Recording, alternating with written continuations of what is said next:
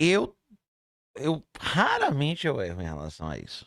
Mas eu tô percebendo, até pela sua forma de falar, que quem entrar em debate com você vai ter trabalho, porque você fala bem. Você fala Obrigado, com obrigado, conhecimento de causa, e isso é obrigado. importante. Quando você fala modo petista de governar, eu me lembro muito quando Lula, que é essa potência de discurso, essa figura política hoje viva, a figura política mais importante da história desse país, quer dizer, os números também dele falam por ele só, o único homem vivo que conseguiu governar esse país por 3 vezes. E periga aí pra quarta, viu, Lucas Henrique? O velhinho tá com Já se fala, vontade. O né? velhinho A gente tá com achava que ele iria fazer um vontade. sucessor, mas eu acho que ele vai chegar duro, viu? Acho que enquanto ele tiver com Janja, Janja tá botando Tá ele. rejuvenescendo o homem. Você vê o que é que a mulher não faz na vida de homem. Mas, Marivaldo, quando você fala do modo petista, isso falado muito pelo presidente Lula, Wagner falava muito isso, Rui falava muito isso. É aquela história de cuidar de gente. E todo mundo que a gente entrevista aqui, que é ligado à esquerda, que é ligado ao PT, ao PCdoB, ao PSB, aqui a gente já entrevistou Lídice, já entrevistou Alice Portugal, já entrevistou Luiz Caetano, já entrevistou... Vixe, tanta gente a gente já entrevistou que até eu perco as minhas contas de PT, de esquerda, né? É, Tanta gente que já tem foi aqui. E eu vejo que, e muita gente diz que falta, na maioria das cidades, principalmente em Salvador, e acho que esse deve ser o mote da campanha de Geraldinho, é aquela história do cuidar de gente, do olhar para o social. Porque aqui a grande crítica é: se faz muita festa, se faz muita praça, se cuida muito do turismo, mas não se cuida da periferia, não se cuida de gente. E eu vejo essa marca do PT, e agora, depois dos 4 anos Bolsonaro, mais os 2 e pouco de Michel Temer, os 4 de Dilma, os 4 e pouco de Dilma, mais os 8 de Lula.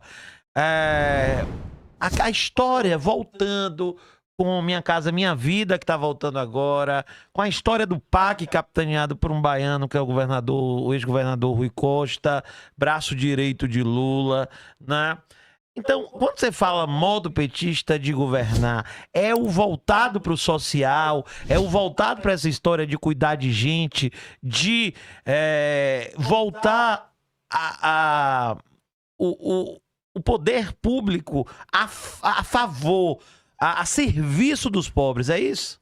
Exatamente, Matheus, é bem nessa direção. Se nós observarmos como historicamente o Estado brasileiro ele se movimentou na gestão desse país, sempre foi voltado para atender os interesses das elites. Se nós observarmos, se você pegar os governos anteriores, me fale um programa que dê a possibilidade do pobre deixar de ser um sujeito que vive nas comunidades extremamente pobres e possa acessar a universidade.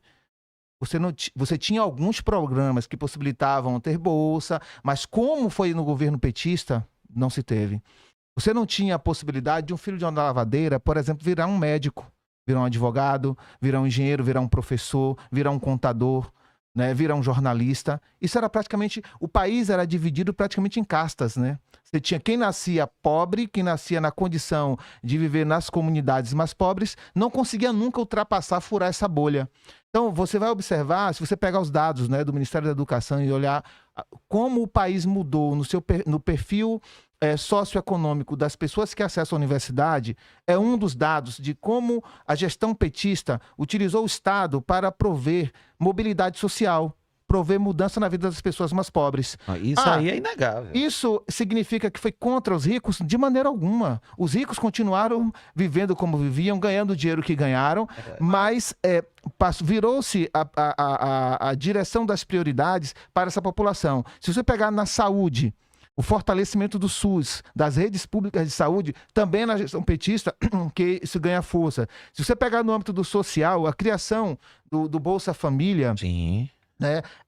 Eu sei que para quem está na classe média, quem está entre os ricos, eles não conseguem perceber a dimensão, o impacto que um programa desse faz. Mas para quem nasceu sem saber o que vai comer meio-dia, à noite e no outro dia, isso tem um impacto muito grande. e contrariando alguns discursos.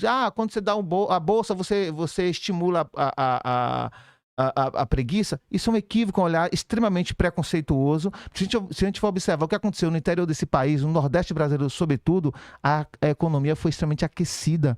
Cidades do Nordeste brasileiro que, durante muito tempo, sobrevivia com muito pouco. Esses programas deram um incentivo, uma injeção econômica muito forte e fez com que as cidades ganhassem outra dinâmica, né? Então, esse é o modo petista de governar. Voltando a São Francisco do Conde, o que é que nós vivíamos em 2008, quando a Hilza ganhou a eleição com o Partido dos Trabalhadores? Uma cidade que quem ousasse pensar diferente do que o gestor do município pensava, iria passar fome. O que é que a Hilza faz, né? E eu tive a felicidade de participar da construção desse programa. Ela vai criar um programa que o sujeito, para ter acesso, não precisava mais de favor de político nenhum. A pessoa, para ter acesso, só bastava estar no perfil socioeconômico, procurar um assistente social, se cadastrar, receber a visita em casa e passava a acessar o programa e nós não sabíamos nem de quem se tratava. Mas assim, desculpe lhe interromper, Marivaldo, mas eu acho que a própria Hilza era a personificação do impossível. Mulher preta que virou prefeita. É o que você está querendo. Exatamente. Homem, educador, historiador, inteligente, que fala bem, preto, querendo ser prefeito. E aí a gente rememora Lula. Eu tava vendo no sábado, tava trabalhando e vendo um discurso muito forte de Lula no ato de refiliação de Marta Suplicy lá em São Paulo. Ele falava assim: eu sou algo de impossível. Alguma coisa tem aqui. Um homem que só começou a comer pão aos 7 anos de idade, que aprendeu a ler tardiamente, um metalúrgico, semi-analfabeto, que não tem um dedo, mas que tem um inteligente e uma capacidade política de articulação.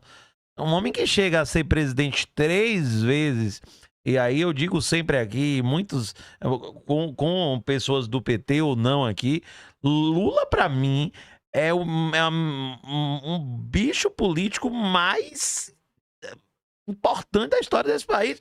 Eu já vi, cobrindo essas minhas andanças de jornalismo político, poucas vezes eu vi gente parar para ver discurso de político.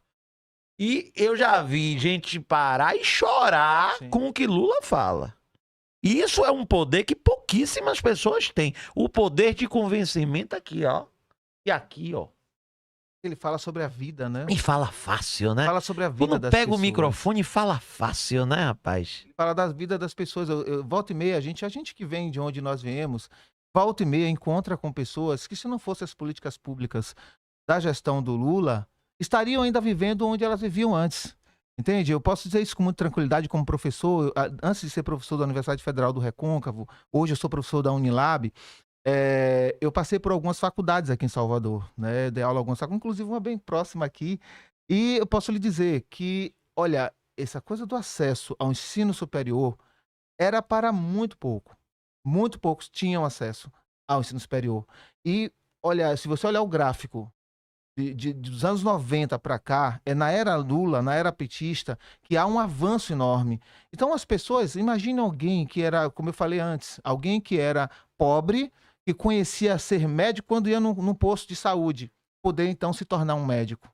Então, quando o Lula fala, ele fala sobre essas questões, então mexe com a vida das pessoas mesmo, isso é inevitável, né? É nordestino, pobre, semi-analfabeto, que virou presidente do Brasil 3 vezes e que é respeitado mundo afora. Eu gosto muito de Lula. Às vezes, quando eu falo, você é um petista. E às vezes eu critico o Lula também. Você é bolsonarista. Eu sou tudo. Eu sou tudo. Eu já fui tudo que não prestava. Que prestava também. Eu também não estou muito me importando com isso, não. O que me importa é o povo que está participando e que a entrevista, modestíssimas à parte, mais pelo convidado, está ótima.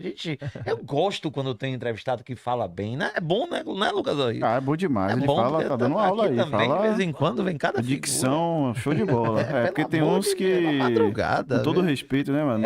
Tem um que, pela glória, viu? É bom a gente, né, entrevistar quem sabe, fala fácil, né? É, porque tem uns que falam bem, mas querem florear. Não, e roda, né? E E roda mais do que a roda usa palavras gigante. bonitas, aquela coisa. Naquele cerca Lourenço todo, né? Vai ser simples e objetivo, né? Ô, gente, pelo amor de Deus, entrevistar professor é bom, a gente entrevistou aqui. Silvio Humberto, né? Esse professor Humberto. Silvio Humberto é maravilhoso, vereador de Salvador, maravilhoso, inteligente, deu uma aula aqui sobre inclusão, sobre racismo, sobre Casagrande e Senzala, isso aí mesmo que você tá falando, sabe? E acho que isso, dito por quem viveu e quem vive isso na vive, pele, né, professor? Porque a gente vive num país onde tudo acabou. Acabou o racismo, acabou o preconceito, se aceita tudo. Agora, vá ser pra Vai você viver ver, o dia a vá dia, viver né? pra Vai você viver ver. na pele. Vá viver pra ver Isso se mesmo. acabou.